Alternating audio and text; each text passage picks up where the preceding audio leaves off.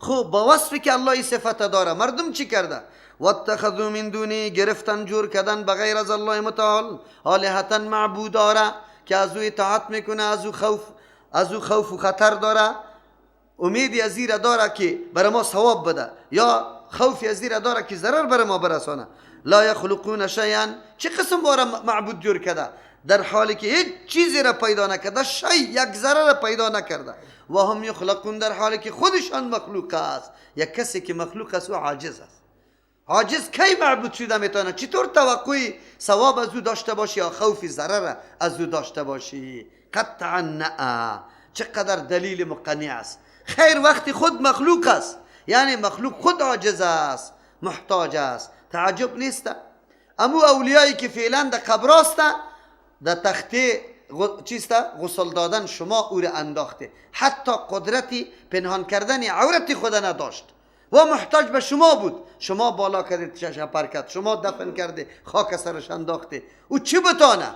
قرآن کریم همینطور دلایل واضح را میگه. لیکن مردم ببین که چقدر به قبرها عقیده داره، از او احساس خطر میکنه و احساس ضرر داره و طمع ثواب و امیدی پوره شدن مشکلات داره. شرک چی را میگه؟ شاخونه داره. امروز در 100% 90% مردم وابسته به قبر و به نمی اولیا است. اولیا را معبود خود قرار داده. قرآن میگه مخلوق است. ولا یملکون لانفسهم ضرا، و به نفسای خود دفع ضرر کردن نمیتونه که از خود ضرر را دفع بکنه. امو قبر ولی را مردم بیران میکنه و هیچ چیز هم نمیتونه، میکشش، هیچ چیز نمیتونه. تعجب نیست؟ انگلیسا آمدن امو چیسته تا دین روز مردم در گرد قبر مشکلات طلب میکرد، در حالی که کل ذخیره های طلاهای امی انگلیسا بود. شکل قبر جور کرده بود، مردم او را سال به سال بیرق سرش زده که گم نشود. انگلیسا در وقت آدرسش خب معلومدار باشه بیرق سرش است. 40 گزی بابا نامش ماند، 40 متر قبر جور که کلی اسلحه را انگلیسا دو دفن کرد. امروز آمدن پس کشید قطی خود بردن اما اسلحه سابقی خدا به نام قبر، به نام ازی که چرا که دیده بودن که مردم قبر پرست است. این مردم الله پرست نیست، الله را نمیشناسه، قبر خوب میشناسه. یارا ترمیم کرده رایسته، زنا میره گل میکنه که قبر فلانی قبر میگه کمی چیسته ریخته، خاکایش ریخته، گل کنه پس لیش کنشه. نه، او را حال پنجره ها کردن، گنبدا زدن سرش، رختار سرش وار کرد، مجاوره را برش شان که به هیچ وجه گم نشود. همو حالت از سر ما رفت، همو حالت مردم تباه و برباد شد. ولا یملکون لانفسهم، ده اختیار نداره برای نفسای خود درن ضرر و تکلیفه. هر کسی که به کدام ولی، به کدام پیغمبر، به کدام قبر، به کدام درخت، به کدام کوه، به کدام پایگاه که یا نام میمونه، به کدام چشمه خوفی ضرر از او داشته باشه یا طمع ثوابه، قطعا مشرک است و یه عمل شرک است. از او خاطر کسی که در مورد هر چیزی امی قسم کار داشته باشه امو شرک است. قرآن کریم واضح بیان میکنه. ولا یملکون موتا ولا حیاتا، ده اختیار نه مرگ داره نه زندگی را، ولا نشورا، نه پس زنده کردن. هیچ اختیارات امرای از اون نیست چطور انسان او را عبادت بکنه. وقال الذين كفروا، نه تنها که عقیده توحید نپذیرفتند در مقابل او کتابی که سبب سعادت و نیکبختیشان بود، گپای دیگر را گفتند نعوذ بالله. وقال الذين كفروا، گفتند کسانی که کافر بودند، این هذا نیستی قرآن کریم الا افکن، مگر جور شدگی است. افکن دروغ است، افتراه جور کرده ای را، ساخته ای را خودی پیغمبر از جان خود، و عانه کمک کرده، یاری کرده دینمی جور کردن، دینمی افترا از خود جور کردن، علیه در مقابل همی جور کردن افترا قوم آخرون، طایفه دیگری. منظورشان ای بود که پیغمبر ای را از جان خود جور کرده، لیکن با کمک یهود، چون علمای یهود موجود است، پیغمبر پیششان میره عذر زاری میکنه، وقتش کمک میشه ای گپا را جور میکنه. ببینه بدبختی در اینجاست که حتی زندگی پیغمبر مورد مطالعه قرار نمیدن. لا اقل مراقبت کنه که پیغمبر آیا یک روزم در پیش یهود رفته، در اونجا زانو زده، شاگردی کرده یا نه.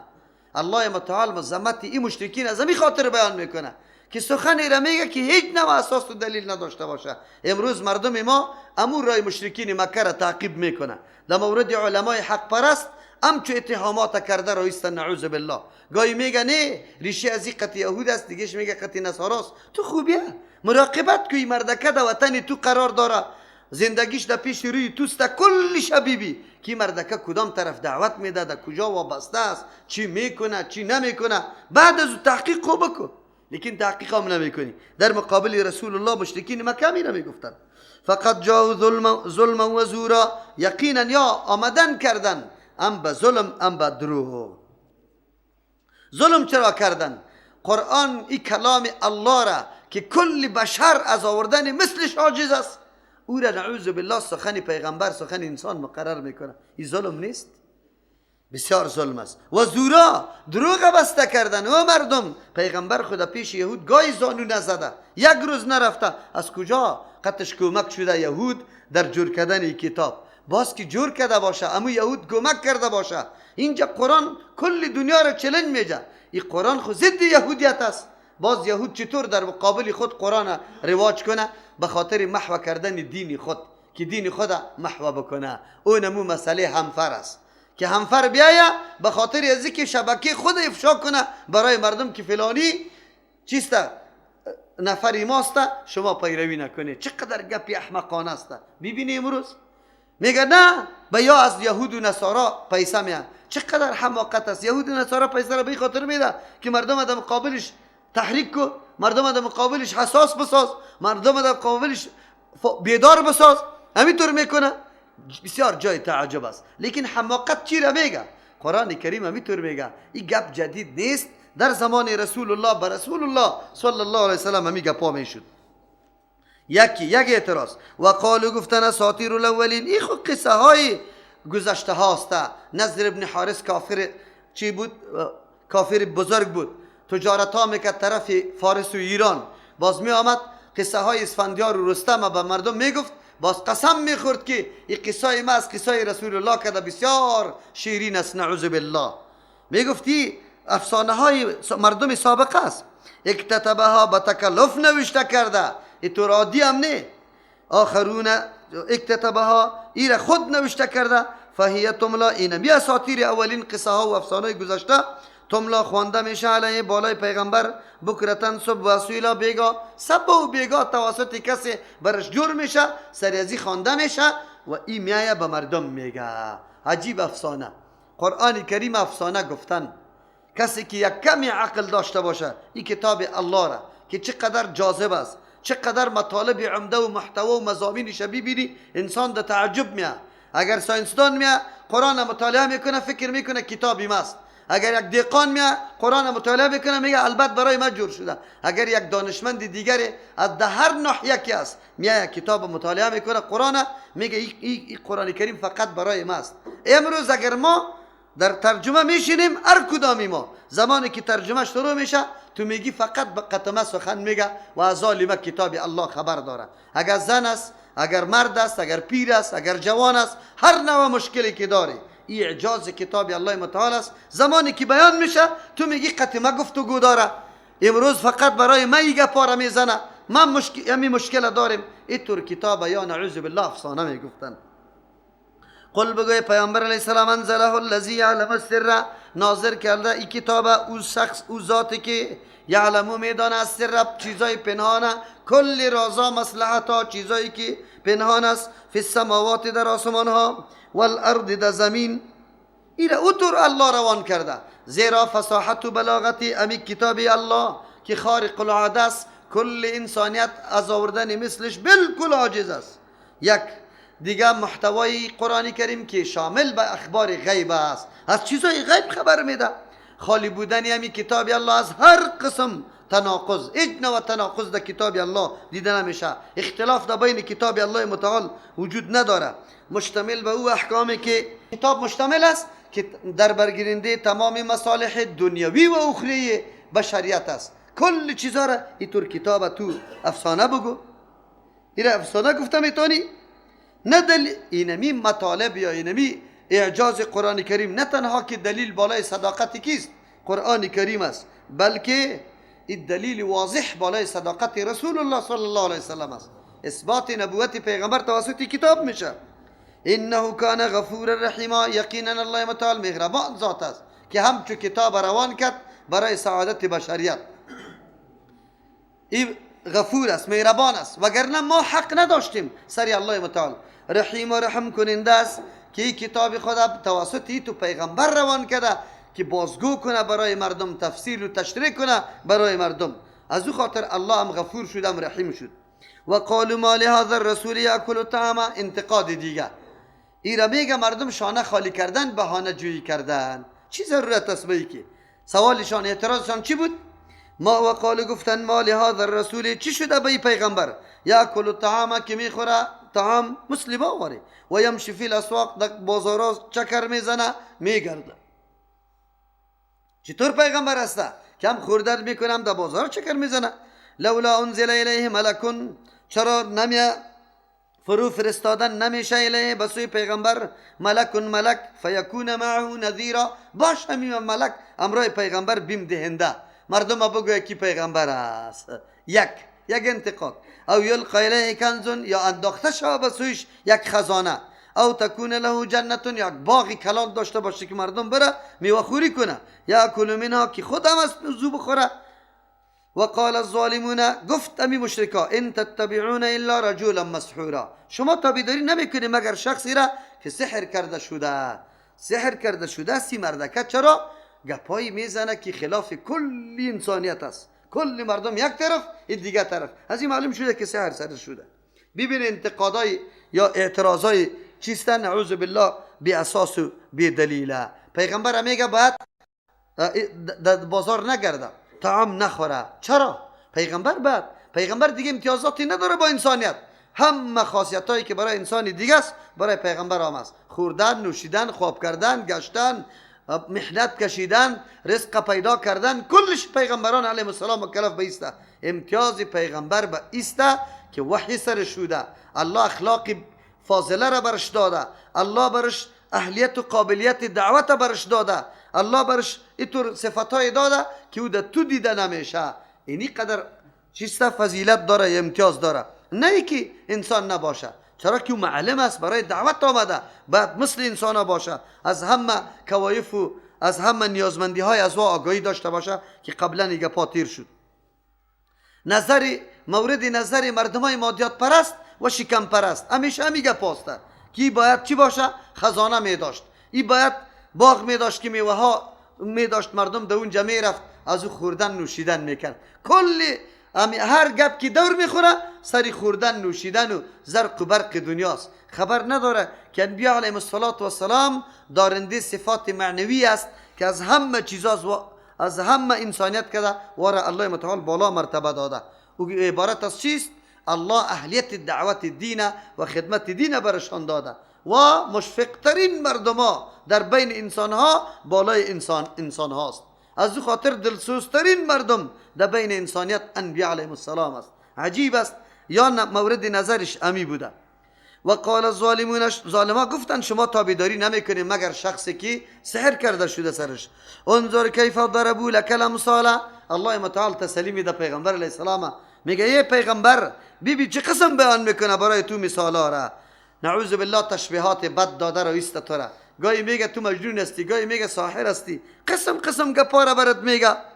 فضلوا، پس گمراه شدن از راه حق، فلا یستطیعون سبیلا، آلی از جاده حق یا بالکل گمراه شدن، خطا شدن، توانمندی از این نداره که بیاین برای که او حق است، واقعیت داره. چرا توانمندی برای حقیقت نداره؟ به خاطر که سخنانی از یا کلش بی اساس و عاری از چی است؟ حقیقت است. اساس نداره، دلیل نداره. چرا نداره؟